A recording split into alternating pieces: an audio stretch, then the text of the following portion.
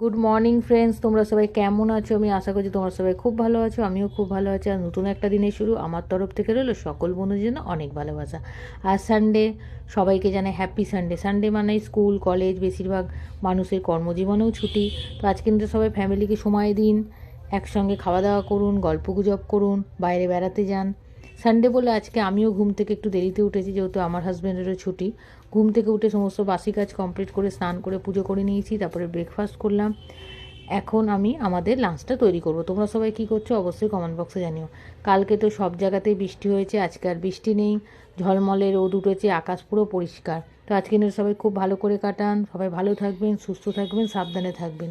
হর হর মহাদেব, ওম নমঃ শিবায়, জয় শিবসম বলে না সবাইকে ভালো রেখো, সুস্থ রেখো, সবার মনের আশা পূর্ণ করো।